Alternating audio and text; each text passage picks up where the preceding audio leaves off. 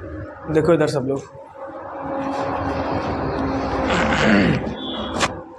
आज हम लोग जावा के ट्यूटोरियल में डिस्कस करेंगे Java data types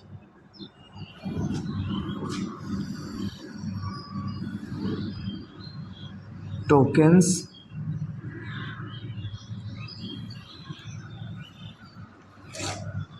and variables. ठीक है,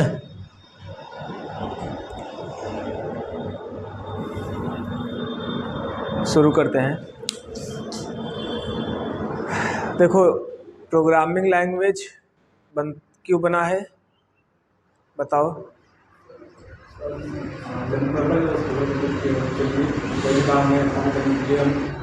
नहीं, मेरी बात सुनो।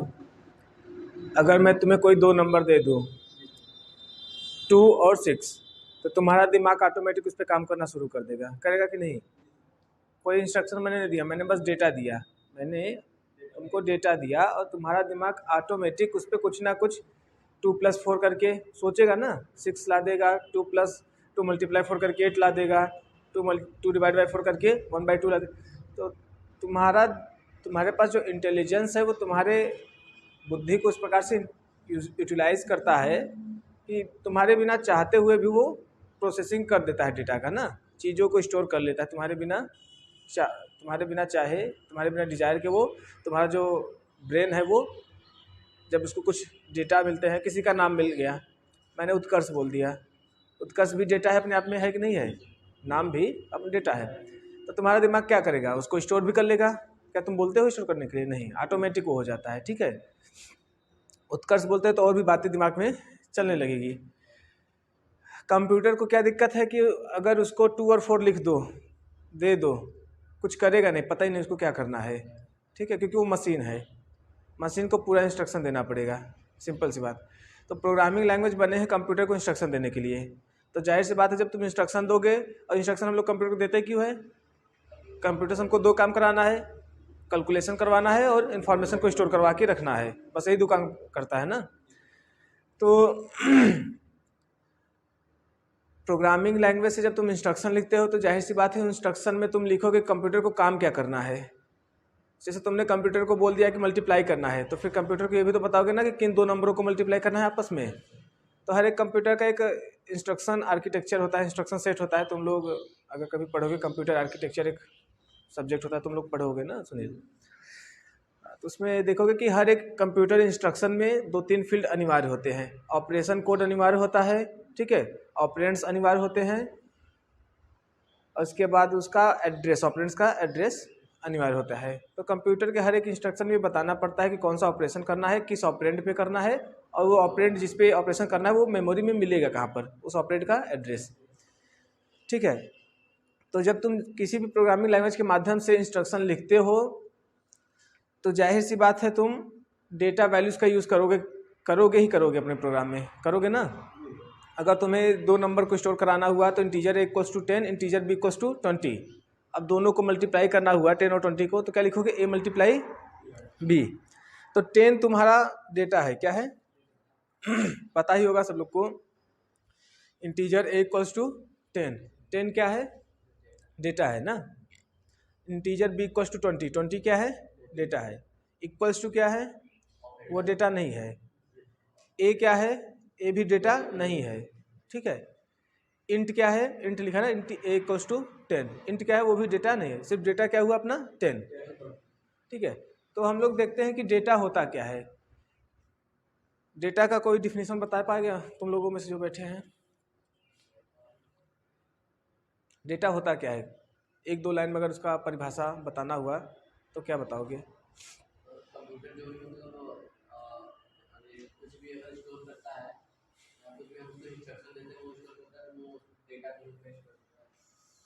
नहीं, बोलो। डेटा इज कलेक्शन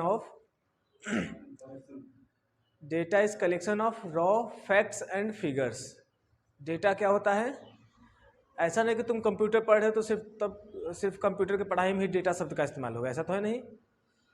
और कुछ भी ना पढ़ो तो भी रोजमर्रा के जीवन में डेटा का इस्तेमाल कहीं ना कहीं होता ही है। हाँ,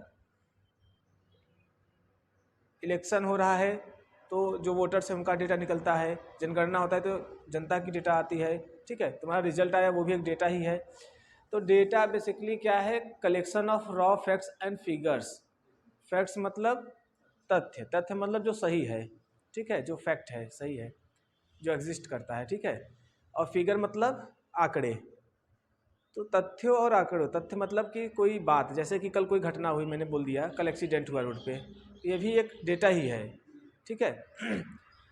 और आंकड़े मतलब कोई नंबर हो गया, किसी का नाम इफेक्ट हो गया।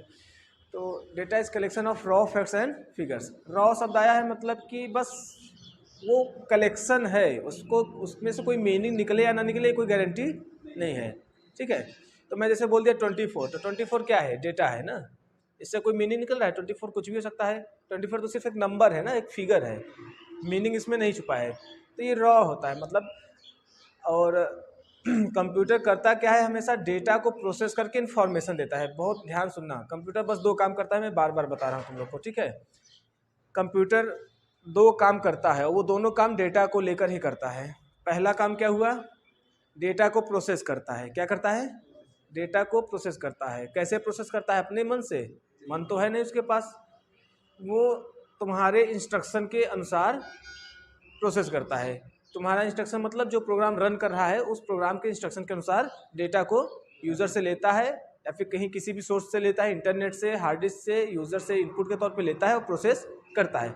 तो पहला काम कंप्यूटर क्या करता है, डेटा को प्रोसेस। और दूसरा काम कंप्यूटर क्या करता है, डेटा को स्टोर, डेटा को स्टोर करके रखता है। कभी भी इन फ्यूचर ज़रूरत पड़ा तो डेटा को निकाल कर एज इट इज़ दिखा देता है, या फिर ज़रूरत पड़े तो डेटा निकाल कर प्रोसेस करके फिर दिखाता है, यूज़र को देता है, ठीक है। इस दो काम के अलावा कोई भी कंप्यूटर और कुछ काम नहीं करता है, ठीक है। तो data is collection of raw facts and figures. मतलब डेटा कुछ जानकारियां होती हैं, तथ्य होते हैं, आंकड़े, जिनमें कोई मीनिंग निकले या ना निकले कोई गारंटी फिक्स नहीं है, ठीक है। 24 एज भी हो सकता है किसी का, 24 वेट भी हो सकता है, 24 कुछ भी हो सकता है, 24 किसी का इस क्लासरूम में रोल नंबर भी हो सकता है, ठीक है। तो बात आती है जब कंप्यूटर किसी डेटा को प्रोसेस करता है तो मिलता क्या है हमको। सिंपल सी बात ना, कोई भी कंप्यूटर सिस्टम है, डेटा इनपुट के तौर पे जाता है हमेशा कंप्यूटर के पास, और आउटपुट में हमको इन्फॉर्मेशन मिलता है। क्या मिलता है, डेटा अगर प्रोसेस हुआ, स्टोर हो गया, तब तो हमको आउटपुट के तौर में कुछ नहीं मिलता। डेटा कीबोर्ड से गया, किसी भी सोर्स से गया अंदर, अगर स्टोर हो गया तब तो हमको कुछ नहीं मिला, बस सिंपली स्टोर हो गया।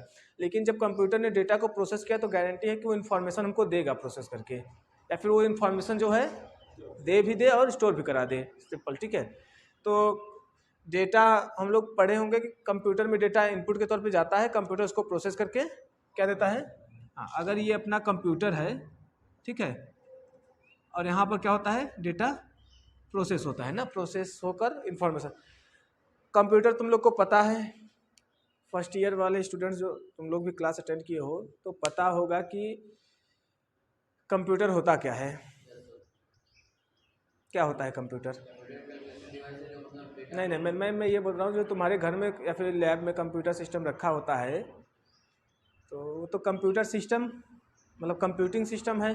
बात ध्यान सुनना, ठीक है। उसमें हो सकता है स्पीकर लगा हो, प्रिंटर लगा हो, स्कैनर लगा हो, कीबोर्ड लगा होता है, माउस लगा होता है, ठीक है, यूपीएस लगा होता है, और बहुत से पेरिफेरल डिवाइसेस लगे होते हैं। तो कंप्यूटर है क्या, मैं किसको कंप्यूटर मानूँ? मॉनिटर को कंप्यूटर मानूँ? जो अपना सेंट्रल यूनिट मतलब कैबिनेट बॉक्स है उसको कंप्यूटर मानूँ? मदरबोर्ड को किसको कंप्यूटर मानूँ? एक्चुअल में कंप्यूटिंग कौन करता है, कैलकुलेशन कौन करता है, डेटा को एक्चुअल में प्रोसेस कौन करता है, बताओ? नहीं, ऑपरेटिंग सिस्टम कुछ नहीं है, सॉफ्टवेयर मान लो कुछ होता ही नहीं है। सॉफ्टवेयर ऐसा चीज़ है ना जिसको देख सकते हो ना छू सकते हो। सॉफ्टवेयर क्या है भाई, प्रोग्राम है ना। प्रोग्राम मतलब हमारे मन में जो आदेश था, इंस्ट्रक्शन के समूह थे, हमने कोडिंग के माध्यम से कंप्यूटर को बता दिया, वो तो एग्जिस्ट ही नहीं करता। सॉफ्टवेयर के चक्कर में मत पड़ो।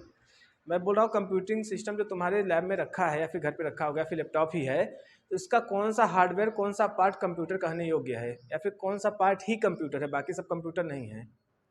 अगर इतना क्लैरिटी नहीं है तो फिर क्या फ़ायदा आगे बढ़ने का? बोलो, बता भी चुके हैं तुम लोग को।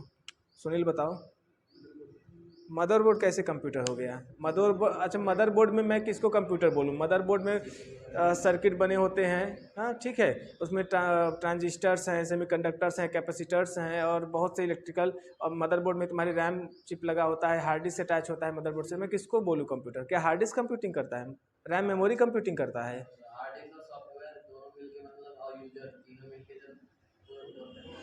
एक्चुअल कंप्यूटर क्या होता है?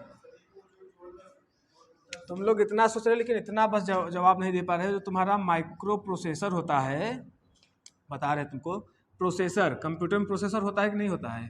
सभी को पता होगा, यही कंप्यूटर है। और कौन कंप्यूटर है? और कौन कंप्यूटिंग करता है? कौन गणना करेगा? प्रोसेसर ही कैलकुलेशन करता है ना। नाम क्या है इसका? प्रोसेसर। कौन प्रोसेस करेगा? प्रोसेसर का ही असली नाम सीपीयू है। जो डब्बा देखते हो वो नहीं है सीपीयू। मैं बोलो, जो तुम ब्लैक बॉक्स देखते हो, जो भी बॉक्स है जिसको सेंट्रल यूनिट या फिर कैबिनेट बॉक्स बोल सकते हो ना। कैबिनेट बॉक्स में तुम्हारे क्या रहते हैं? कभी अगर उसमें देखोगे तो एसएमपी रहता है, पावर सप्लाई के लिए वो रहता है। मदरबोर्ड रहता है, बहुत से पोर्ट्स लगे रहते हैं, यूएसबी पोर्ट्स और LAN cable port, Ethernet port, वो सब तो कैबिनेट बॉक्स में होता है। अब मदरबोर्ड में भी जाओगे तो मदरबोर्ड्स में बहुत से स्लॉट्स बने होते हैं जिससे तुम साटा केबल, जो मतलब हार्ड डिस्क के वो सब केबल अटैच कर सकते हो। रैम स्लॉट्स बने होते हैं और एसएसडी स्लॉट्स रहता है उसमें, और बहुत से उस पर इलेक्ट्रिकल डिवाइसेस लगे होते हैं, जैसे कैपेसिटर्स हो गया, ट्रांजिस्टर्स हो गया, और छोटे मोटे ग्राफिक कार्ड्स भी लगा सकते हो। तो मदरबोर्ड भी थोड़ी है, मदरबोर्ड तो एक हाउसिंग एलिमेंट है जिसपे अलग अलग कंपोनेंट को हाउस किया जाता है, रखा जाता है, ठीक है। मदरबोर्ड में भी जो फैन होता है, फैन के नीचे जो तो तुम्हारा क्या रहता है वही सीपीयू है ना। फैन के नीचे क्या है? सीपीयू। सीपीयू मतलब आम भाषा में प्रोसेसर, और सटीक भाषा में माइक्रो प्रोसेसर, ठीक है।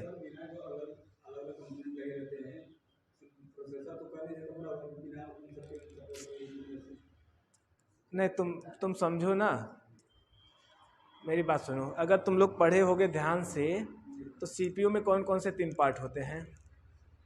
3 पार्ट से मिलकर बना होता है ना, ALU, CU और MU। अब तुम मुझे बताओ, अगर तुम इंस्ट्रक्शन देते हो A×B, तो तुम कौन, जिस भी अलग पार्ट के बात कर रहे हो, A×B को कौन प्रोसेस करेगा? अगर A में 10 है और B में 20 स्टोर है तो 10×20 कौन प्रोसेस करेगा? कौन कौन से पार्ट्स भी लगे हैं मदरबोर्ड पे, सोच लो ना। जो सेमीकंडक्टर डिवाइसेस लगे हैं, कैपेसिटर्स लगे हैं, बहुत छोटे छोटे ट्रांजिस्टर्स वगैरह लगे हैं दुनिया भर के, क्या वो प्रोसेस करते हैं? नहीं करते। वो एक्चुअली हेल्प करते हैं पूरे ओवरऑल चीज़ों को परफॉर्म करने के लिए ना। डेटा बस रहते हैं, वो सब डेटा को सेंड करने के लिए सीपीयू से मेमोरी में, मेमोरी से रैम मेमोरी में। एक्चुअल प्रोसेसिंग कौन नाम क्या बता रहा है? जो हमारा सीपीयू है, सीपीयू मतलब प्रोसेसर सिंपली, ठीक है। जो अपना प्रोसेसर है उसमें जो ALU लगा है, arithmetic and logic, arithmetic calculation करना हुआ तो कौन करेगा? प्रोसेसर में भी जो ALU है वो करेगा ना, एरिथमेटिक एंड लॉजिक। 2 नंबर को कंपेयर करना हुआ, A>B, कौन करेगा? ALU ही करेगा। लॉजिक यूनिट, शिफ्ट ऑपरेशन, जितने भी ऑपरेटर्स पढ़ोगे लैंग्वेज में, सब कौन करता है? ALU। फिर कंट्रोल यूनिट होता है, बहुत सारे इंस्ट्रक्शंस आते हैं, 1 बाय 1 कंप्यूटर को एग्जीक्यूट करना है, ठीक है। और एक ही इंस्ट्रक्शन में कई और सब इंस्ट्रक्शन हो सकते हैं, तो उनको कौन कंट्रोल करता है? कौन सा पहले इंस्ट्रक्शन एग्जीक्यूट करना है, कैसे क्या करना है, वो कंट्रोल यूनिट। उसको ना किस प्रोग्राम को रोक देना है, किस प्रोग्राम को चला देना है, ठीक है, किस प्रोग्राम को एंड कर देना है, वो कौन डिसाइड करता है? कंट्रोल यूनिट, ठीक है। और एक क्या पार्ट है तुम्हारा? Memory unit. तो सीपीयू में रजिस्टर, वो क्या बोलते हैं, रजिस्टर्स होते हैं। रजिस्टर, 2 रजिस्टर होते हैं, कंफ्यूज मत होना। एक तो रजिस्टर ये, और एक रजिस्टर जो फिजिक्स में लोग पढ़ते हैं, ठीक है, इलेक्ट्रॉनिक्स में पढ़ते हैं ना, ये नहीं मैं बोल रहा हूँ, ये वाला रजिस्टर जो आमतौर पे रजिस्टर बही खाता भी लिखा जाता है, वही रजिस्टर की बात है। तो उसमें छोटे छोटे मेमोरी यूनिट्स होते हैं सीपीयू, जिसको रजिस्टर बोलते हैं, ठीक है। तो जब डेटा प्रोसेस होता है तो डेटा को रैम मेमोरी से फेच किया जाता है रजिस्टर में, रजिस्टर के कंटेंट को प्लस कर दिया। जैसे तुम इंटीजर A=B है ना, बहुत ध्यान से देखना, इंटीजर A=B और इंटीजर B=20। अब तुमने इंस्ट्रक्शन दिया A×B, इंटीजर C=A×B। जितना भी तुम प्रोग्राम लिखते हो सोर्स कोड बाइनरी कोड में कन्वर्ट हुआ। जब बाइनरी कोड को रन करते हो, बाइनरी कोड मतलब एग्जीक्यूटेबल कोड, बाइनरी कोड को रन करते हो तो रैम मेमोरी में लोड होता है। रैम मेमोरी से 1 बाय 1 इंस्ट्रक्शंस ना, तुम सोर्स कोड लिखे उसमें मेन मेथड था, तो उसका पूरा कन्वर्ट हुआ बाइनरी में। तो बाइनरी में जो मेन मेथड रहेगा उसका जो पहला लाइन होगा वहीं से प्रोग्राम स्टार्ट होता है। 1 बाय 1 लाइन सभी एग्जीक्यूट होते हैं, ठीक है। तो सभी पहले जो प्रोग्राम तुम्हारा एग्जीक्यूटेबल कोड कन्वर्ट होता है कंपाइलर द्वारा, वो जाता है रैम मेमोरी में, और रैम मेमोरी से फिर फेच होते हैं सीपीयू रजिस्टर्स में। किसमें? 10 गया सीपीयू रजिस्टर में, रजिस्टर R1 में, 20 गया रजिस्टर R2 में, फिर R1 और R2 का वैल्यू किस में गया? ALU में। ALU ने दोनों को गुणा गणित किया, मल्टीप्लाई किया और एक आउटपुट दिया, वो आउटपुट किस में गया? रजिस्टर R3 में।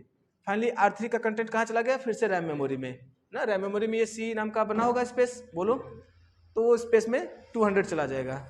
बात आई समझ में ना? तो इसलिए मैं ये सब बताया कि पहले समझ जाओ कि एकदम दिमाग में सब कुछ क्रिस्टल क्लियर होना चाहिए। होना चाहिए कि नहीं होना चाहिए? तुम दुनिया भर का सॉफ्टवेयर बनाना तक आ गया, लेकिन बेसिक कॉन्सेप्ट नहीं क्लियर है तो किस काम का वो नॉलेज? कहीं ना कहीं फंसोगे, पक्की बात है। ठीक है, देखो तो इतना बात तो समझ में आ गया होगा कि कंप्यूटर डेटा प्रोसेसिंग और डेटा स्टोर करता है, दो काम करता है। डेटा क्या होता है और डेटा कैसे प्रोसेस होता है, और कंप्यूटर एक्चुअल क्या होता है, वो भी बात समझ में आ गई।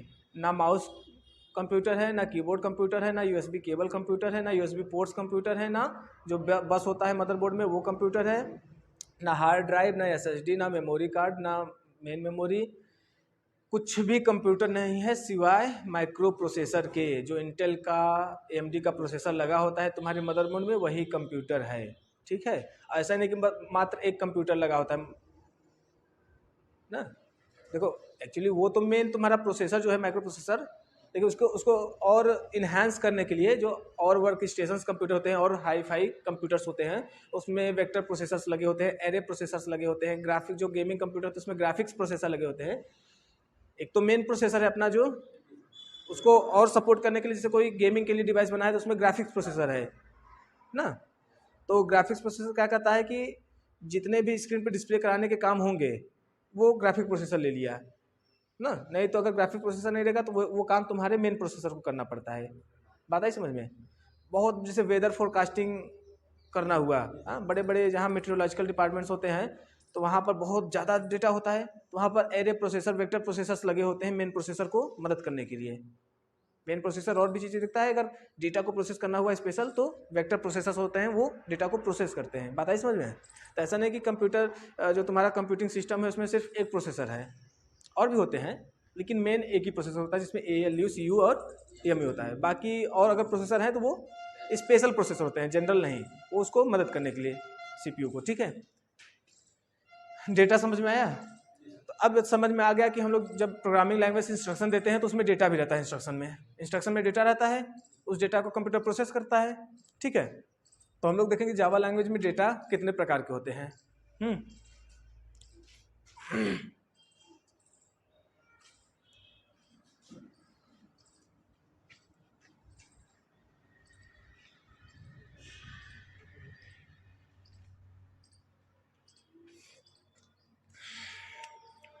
देखो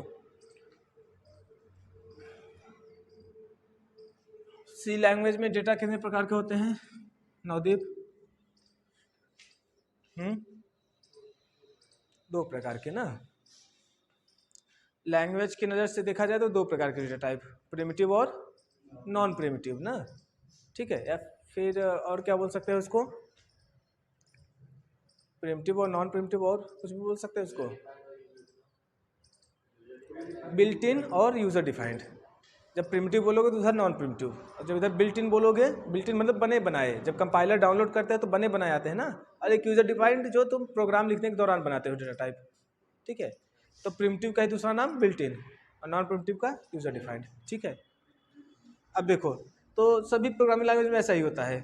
कहने का मतलब सभी प्रोग्रामिंग लैंग्वेज में कुछ बने बनाए डेटा टाइप्स रहते हैं और कुछ तुम बनाते हो कोडिंग के दौरान। तो जावा में भी 2 प्रकार के डेटा टाइप्स। अब बहुत ध्यान से देखना, डेटा टाइप्स नाम है कि डेटा के प्रकार, डेटा समझ में आ गया ना, उसके प्रकार भी होते हैं। मैं अगर 24 बोला तो ये एक प्रकार का हुआ, तुम्हारा नाम बोला तो दूसरे प्रकार का। कंप्यूटर के बात करें कंप्यूटर के संदर्भ में तो कोई ऑडियो फाइल है तीसरे प्रकार का डेटा, कोई वीडियो फाइल है चौथे प्रकार का डेटा, कोई PDF फाइल है अलग प्रकार का डेटा। बात आई समझ में? HTML डॉक्यूमेंट है अलग प्रकार का डेटा ना। तो डेटा के कई प्रकार हो सकते हैं।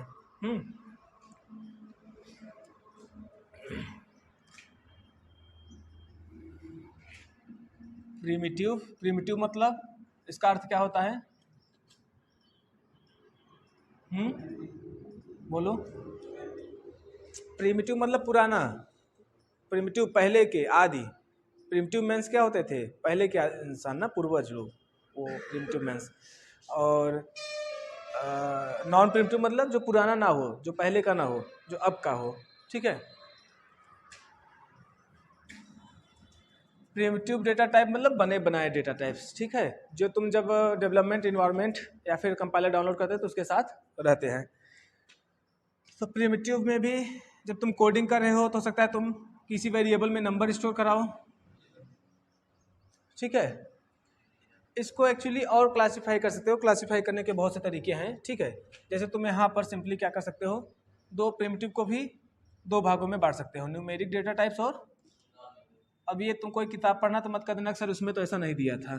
ठीक है, किसी में कैसे दिया होगा ऐसे, किसी में दूसरे प्रकार से।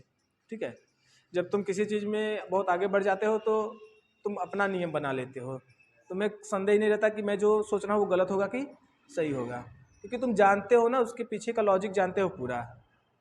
ठीक है। न्यूमेरिक और हाँ, न्यूमेरिक डेटा मतलब नंबर वाले डेटा, नॉन न्यूमेरिक मतलब जो नंबर नहीं है सब कुछ उसमें बाकी के। तो प्रिमिटिव भी न्यूमेरिक और नॉन न्यूमेरिक। और न्यूमेरिक में हम लोग बात करें तो इंटीजर ना, इंटीजर डेटा और फ्लोटिंग पॉइंट डेटा। ठीक है, और एक और आ जाएगा इसमें कैरेक्टर डेटा। बोलो, क्योंकि कैरेक्टर्स जो होते हैं वो भी नंबर के तौर पे ही स्टोर किए जाते हैं। ठीक है। बूलियन नंबर नहीं होता, बूलियन ट्रू फॉल्स होता है ना। ठीक है, तो यहाँ पर जो अपना बूलियन है, बूलियन मतलब यस नो ना, ट्रू या फॉल्स, सही या गलत ना। ठीक है, उसको 1 और 0 समझा जाता है, लेकिन कंपाइलर उसको 1 और 0, जैसे प्रोग्राम में कहीं तुम्हें ट्रू लिखना हो तो उसकी जगह पर 1 नहीं लिख सकते हो, 1 तो इंटीजर टाइप हो जाएगा ना। इसलिए अगर इसका रिप्रेजेंटेशन, ट्रू का रिप्रेजेंटेशन 1 होता है इंटरनली, तो मैं उसको न्यूमेरिक में रखता, लेकिन ट्रू अलग है, 1 अलग है, फॉल्स अलग है, 0 अलग है। ठीक है, कंप्यूटर डिजिटल इलेक्ट्रॉनिक्स पढ़ोगे तो उसमें तो सेम है। ठीक है, ट्रू को ही 1 माना जाता है, यस को ही 1 माना जाता है, 0 को फॉल्स। ठीक है, लेकिन अभी लैंग्वेज में बूलियन न्यूमेरिक नहीं होता है। ठीक है, ट्रू अलग होता है, 1 अलग होता है। Character type, integer type, floating point और बूलियन। और भी कुछ होता है क्या?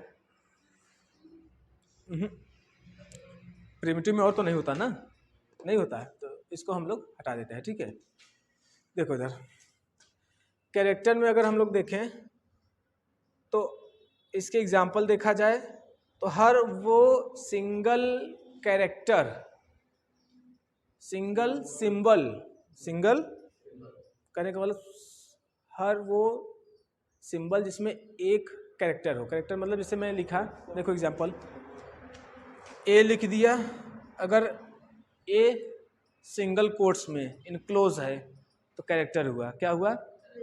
सभी प्रोग्रामिंग लैंग्वेज में यही नियम होता है, डेटा टाइप्स का लगभग सभी प्रोग्रामिंग लैंग्वेज में सेम टू सेम नियम होता है। ठीक है, बी लिख दिया तो बी क्या हो गया? कैरेक्टर ना। अगर मैं मल्टीप्लाई का साइन बना दिया तो क्या हुआ? ये कैरेक्टर हुआ ना, एक ही सिंबल है ना।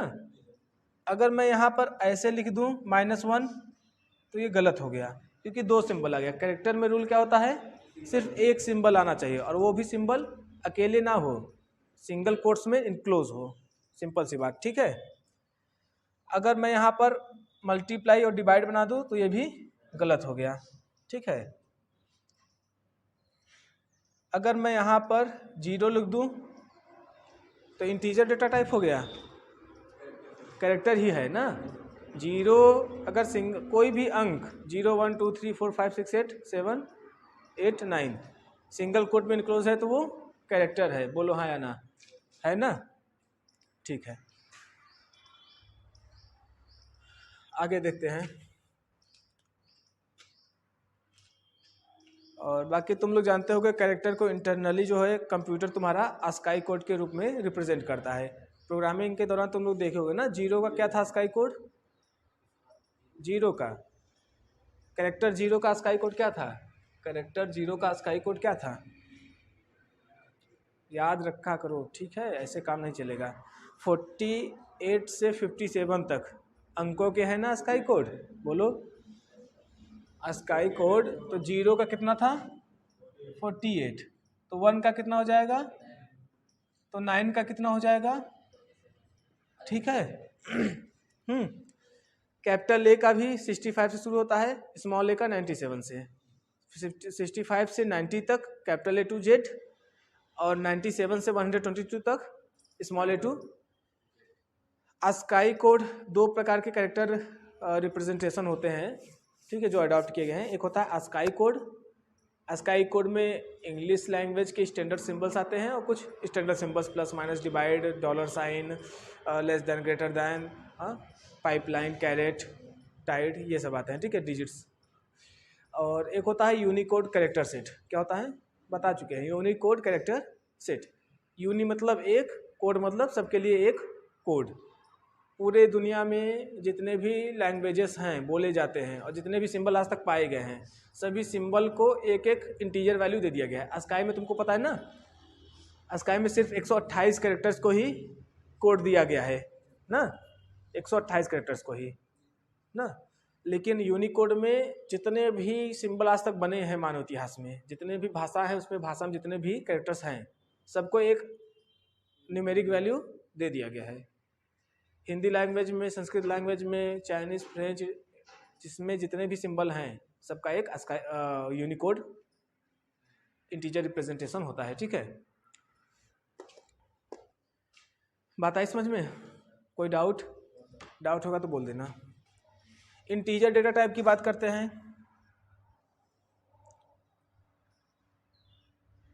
अगर मैथ पढ़े होगे ध्यान से क्लास 9 की और 10 की, तो उसमें एक चैप्टर रहा होगा रियल नंबर्स, वास्तविक संख्याएं, था कि नहीं? जो ध्यान से पढ़ा होगा उसको पता होगा।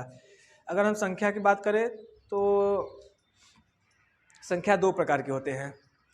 बताओ जल्दी। संख्या दो प्रकार की। कुछ भी नहीं, ऐसा नहीं। बताओ, पढ़े नहीं हो मतलब? हाँ, दो प्रकार की संख्याएं होते हैं मैथ में। एक होते हैं वास्तविक संख्याएं और एक होते हैं इमेजिनरी, काल्पनिक संख्याएं। रियल नंबर्स और इमेजिनरी नंबर, ठीक है। रियल नंबर में इमेजिनरी नंबर यार तुम लोग कैसे भूल गए हो? आई से रिप्रेजेंट करता है, जैसे -1, रूट -1। माइनस संख्या का रूट निकल पाएगा? कभी नहीं निकल पाएगा, ठीक है। तो इमेजिनरी नंबर का, जिसको कॉम्प्लेक्स नंबर भी बोलते हैं मैथ में, तो हम पढ़े थे। और रियल नंबर्स दो प्रकार के, इंटीजर और फ्लोटिंग पॉइंट। बोलो जल्दी से, इंटीजर और फ्लोटिंग पॉइंट। इंटीजर ऐसे नंबर्स होते हैं, ऐसे संख्याएं होते हैं जिसमें दशमलव नहीं होता। फ्लोटिंग पॉइंट ऐसे संख्या होते हैं जिसमें दशमलव होता है, ठीक है, सिंपल सी बात। इंटीजर नंबर भी आगे क्लासिफाई करोगे तो कई प्रकार का हो जाता है, ठीक है। पॉजिटिव इंटीजर्स और निगेटिव इंटीजर्स, बहुत ध्यान सुनना। पॉजिटिव इंटीजर्स और ऋणात्मक और धनात्मक, पता ही होगा। जीरो क्या है? Positive negative? नहीं, पॉजिटिव ही मानो, ठीक है। जीरो क्या है? पॉजिटिव है। उसको -0 लिखो, +0, एक ही बात हुआ ना, कोई सेंस नहीं बनता उसका। और तो देखना इधर ध्यान से, जो पॉजिटिव इंटीजर्स होते हैं उनको भी आगे क्लासिफाई कर सकते हो होल नंबर और नेचुरल नंबर में। अगर पॉजिटिव नंबर 0 शुरू हुआ तो होल नंबर, और पॉजिटिव इंटीजर्स अगर 1 से शुरू हुए तो नेचुरल नंबर। सिंपल ना। तो हमको इतना डीप नहीं जाना है। हमको अगर जावा प्रोग्रामिंग लैंग्वेज के कॉन्टेक्स्ट में अगर समझना है तो इंटीजर हमारे जो हैं, चाहे पॉजिटिव हो चाहे निगेटिव ना, इंटीजर चाहे पॉजिटिव इंटीजर हो चाहे निगेटिव इंटीजर ही हुआ, -10 भी इंटीजर है और +10 भी इंटीजर है। तो जावा लैंग्वेज में देखो कैरेक्टर डेटा टाइप के लिए हम लोग कैरेक्टर डेटा टाइप स्टोर करना हुआ, वेरिएबल पता है ना, वेरिएबल ऐसा मेमोरी में स्पेस होता है जिसमें डेटा आकर स्टोर होता है ना। ऐसे इमेजिन करो एक बर्तन हो गया तो उसमें खाना खाते हो तो बर्तन में खाना आता है ना, तब उठा खा पाता है। वैसे हर एक जो डेटा होता है कहीं स्टोर होगा, हवा में तोड़ेगा नहीं, मेमोरी में रहेगा, मेमोरी से कंप्यूटर फेच कर लेगा अपने रजिस्टर में CPU, ठीक है। तो हर डेटा टाइप वेरिएबल में स्टोर होता है, तो वेरिएबल का डेटा टाइप होता है ना, बात है समझ में। जैसे तुम्हें कैरेक्टर स्टोर करना है, तुमको अगर A स्टोर करना है तो वेरिएबल अगर C में A को स्टोर कर रहे हो तो ये वेरिएबल किस टाइप का होना चाहिए, कैरेक्टर टाइप का होना चाहिए। तो वेरिएबल का डेटा टाइप होता है ना, ये जो डेटा है इसका तो खुद में अपने आप में टाइप है, ये चूंकि ये डेटा कैरेक्टर टाइप है तो वेरिएबल भी किस टाइप का होना चाहिए, कैरेक्टर टाइप का, ठीक है। तो कैरेक्टर डेटा टाइप को स्टोर करने के लिए अपने पास कैरेक्टर कीवर्ड है, क्या है, कैरेक्टर। तो जब वेरिएबल हम लोग लिखेंगे तो कैरेक्टर कीवर्ड यूज करेंगे। ऐसे ही इंटीजर नंबर्स को स्टोर करने के लिए अपने पास जावा लैंग्वेज में 4 प्रकार के कीवर्ड्स हैं। बहुत ध्यान सुनना, इंटीजर डेटा को वेरिएबल में स्टोर करने के लिए जावा लैंग्वेज 4 कीवर्ड्स प्रोवाइड करता है, ठीक है। क्यों, क्योंकि हो सकता है तुम्हें किसी वेरिएबल में सिर्फ 100 स्टोर कराना हुआ और किसी में हो सकता है 10 अंकों का नंबर स्टोर कराना हुआ, ठीक है, फर्क है ना। तो जावा लैंग्वेज जो है 4 अलग अलग कीवर्ड्स क्यों देता है वेरिएबल के पहले लगाने के लिए, सिर्फ और सिर्फ एक वजह से कि अगर तुम्हारा डेटा का साइज छोटा है ना, तुम्हारी जो नंबर है वो इंटीजर नंबर है वो छोटा है, तो तुम छोटे कैपेसिटी वाले कीवर्ड का इस्तेमाल करो। अगर तुम्हारा डेटा नंबर बहुत बड़ा है तो तुम बड़े कैपेसिटी वाले कीवर्ड का इस्तेमाल करो, सिंपल, ठीक है। तो यहाँ पर तुम्हारे पास सबसे पहले क्या है, बाइट, क्या है, बाइट, फिर क्या है, शॉर्ट, फिर क्या है, इंट, बाइट, शॉर्ट, इंट, फिर लॉन्ग का एल स्मॉल रहेगा, हाँ क्या रहेगा जल्दी से बताओ, क्यों, कीवर्ड है, ठीक है। बाइट, शॉर्ट, इंट और लॉन्ग। अब बाइट कब हम यूज़ करेंगे, जैसे प्रोग्राम में हमको कहीं लिखना हुआ इंटीजर a = 10, तो ये कोड कंपाइल होगा, कोई दिक्कत नहीं है, लेकिन बहुत ध्यान से देखना, यहाँ पर दिक्कत ये है कि वही बात हो गई कि हमको खाना है, थोड़ा सा खाना और पूरे परात में वो खाना परोसा जाए, तो स्पेस वेस्ट हुआ ना, सिंपल सी बात है। तुमने यहाँ पर a को इंटीजर टाइप डिक्लेयर किया, ठीक है। तो इंटीजर टाइप जो वेरिएबल होते हैं वो मेमोरी में 4 बाइट स्पेस लेते हैं, कितने बाइट, 4 बाइट मतलब 32 बिट ना, 32 बिट स्पेस। अब इसका काम हो जाता हमारा सिंपली 1 बाइट स्पेस में, 1 बाइट में आराम से 127 तक स्टोर करा सकते हो, -128 से लेकर 127 तक स्टोर करा सकते हो 1 बाइट साइज में। बहुत ध्यान से देखना, ठीक है। हमने स्पेस वेस्ट किया कि नहीं, कितने बिट्स को वेस्ट किया, 24 बिट्स को ना, 3 बाइट्स मतलब 24 बिट्स को मैंने वेस्ट कर दिया, सिंपल सी बात। तो अच्छा क्या होता है यहाँ पर अगर हम लोग लिख देते बाइट, इंटीजर यहाँ पर क्या लिख देते, बाइट = 10, तो हमारा स्पेस बचता। अब यहाँ पर तुम लोग के मन में आ सकता है कि आजकल के जो रैम चिप्स होते हैं वो तो 8 GB से नीचे आ ही नहीं रहे हैं किसी भी लैपटॉप में, ठीक है, तो बहुत स्पेस है। इस गलतफहमी मत रहना, जब रियल प्रोजेक्ट पे काम करोगे तो ऑलरेडी अगर 8 GB है तो 4 GB तो भरा ही होगा, बहुत से प्रोसेस और ऑपरेटिंग सिस्टम स्पेस ले लेता है उसमें भी। तो अगर तुम्हारा प्रोग्राम बहुत बड़ा रियल सॉफ्टवेयर है तो नेचुरली प्रोग्राम कॉम्प्लेक्स होगा, ठीक है।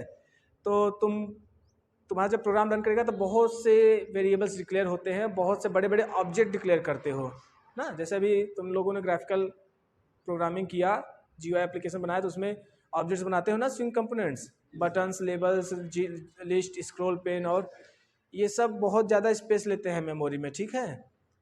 तो जहाँ तक हो सके वहाँ तक स्पेस बचाना पड़ेगा, नहीं तो पता चला ठीक है तुमने तो बना दिया, सॉफ्टवेयर डेवलप कर दिया, और तुमको लगा कि सबके पास लेटेस्ट कंप्यूटर तो होगा नहीं, कुछ लोग पुराने यूज़ कर रहे हैं 2 GB रैम वाले, 1 GB रैम वाले Windows 7 अभी भी यूज़ कर रहे हैं, नेट से तुम्हारा सॉफ्टवेयर डाउनलोड किए चला दिए, हैंग करेगा। क्यों? क्योंकि तुमने गलत तरीके से प्रोग्रामिंग किया। तुमने जहाँ 1 बाइट बुक करना चाहिए था वहाँ पर तुमने 4 बाइट और 8 बाइट बुक करके बैठे हो। सॉफ्टवेयर ऐसे वेरिएबल बन गए 8 बाइट के, हाँ, तो 800 बाइट तुमने बुक कर दिया फालतू का, ठीक है। ऑब्जेक्ट्स बना दिए तो और स्पेस गया, ठीक है ना बात समझ। तो जहाँ तक, क्योंकि प्रोग्रामिंग करते वक्त मेमोरी मैनेजमेंट पे बहुत जोर दिया जाता है, ठीक है। खासकर तब जब तुम स्टार्टअप कर रहे हो, तुम्हें पता है कि तुम्हारा सॉफ्टवेयर अलग अलग कंप्यूटर या फिर अलग अलग मोबाइल पे रन करेगा, और एंड्रॉयड प्रोग्रामिंग में तो और जोर दिया जाता है मेमोरी मैनेजमेंट पे, ठीक है। एक भी बाइट फालतू का यूज़ नहीं करना होता है।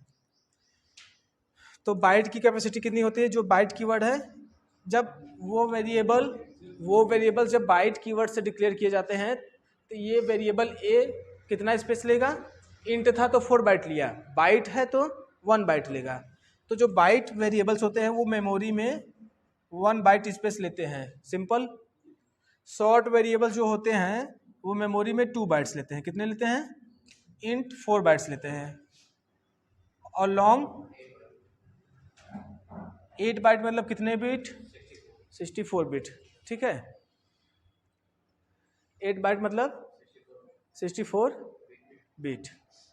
देखो इधर, अब तुम लोग के मन में सवाल आ सकता है कि लॉन्ग 8 बाइट ही क्यों लेता है और अधिक क्यों नहीं लेता? बोलो जल्दी से, है ना एक लॉजिक रीजन आया दिमाग में सवाल? क्यों 8 बाइट है? क्योंकि अपना जो कंप्यूटर का आर्किटेक्चर है वो अभी तक कितना है? प्रोसेसर का आर्किटेक्चर 64 बिट तक। उसके आगे जब जाएगा, और आगे क्या जाएगा? डायरेक्ट 128 बिट पे जाएगा तो जाएगा, ठीक है। तो 128 बिट गया तो अपने पास एक और डेटा टाइप आ जाएगा और बड़े नंबर को स्टोर करने के लिए, ठीक है।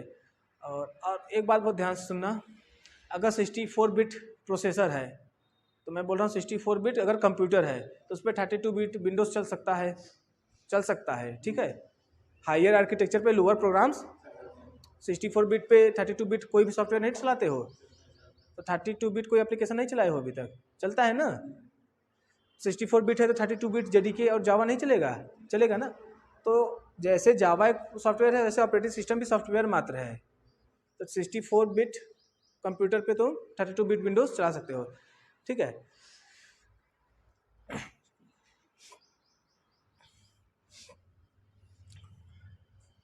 ये क्लियर हुआ? अब अगर मैं यहाँ पर लिख दूँ इंट a इक्वल्स टू 5, बहुत ध्यान से देखो इधर, इंट a इक्वल्स टू 5000, ये दिख रहा है स्क्रीन में? देखो int a equals to 5000 compile होगा? जल्दी बोलो, पक्का? क्यों कंपाइल होगा? क्योंकि ये भी इंटीजर डेटा टाइप है और इंटीजर वेरिएबल में स्टोर कराया, ठीक है।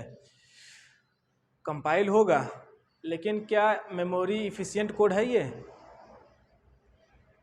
हम 5000 स्टोर करा रहे हैं ए में, ठीक है। देखो एक बात मैं बताता हूँ, ये दिख रहा है ना स्क्रीन में? देखो इधर, यहाँ तक दिख रहा है, ठीक है। इधर देखो, जो बाइट होता है, मैं यहाँ लिख देता हूँ, रहने दो, इधर दिख रहा है?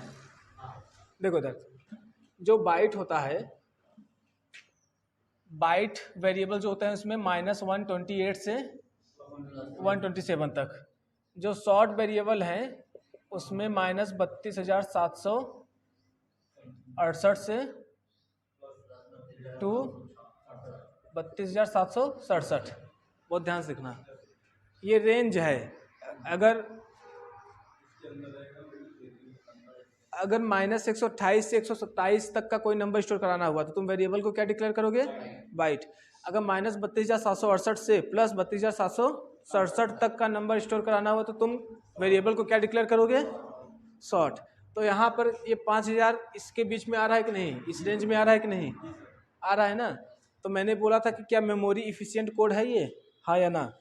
मेमोरी इफिशिएंट है, मेमोरी को बचाएगा, मेमोरी इफिशिएंट मतलब मेमोरी को बचाएगा, नहीं बचाएगा ना, बोलो। तो ये मेमोरी इफिशिएंट कोड नहीं है। कब होता है, जब यहाँ पर हम लोग लिख देते हैं शॉर्ट, और शॉर्ट का यस कैपिटल रहेगा, ठीक है। शॉर्ट का यस स्मॉल रहेगा, ठीक है। शॉर्ट का यस स्मॉल रखना, क्योंकि कीवर्ड है ना, ठीक है। अगर हम लिख दें यहाँ पर इंटीजर a इक्वल्स टू 32,766, सही है, मेमोरी एफिशिएंट है। क्यों, शॉर्ट में आ जाता ना, शॉर्ट के रेंज में 67 कर देते तो 68 कर देते तो इंटीजर करना ही करना पड़ता, ठीक है।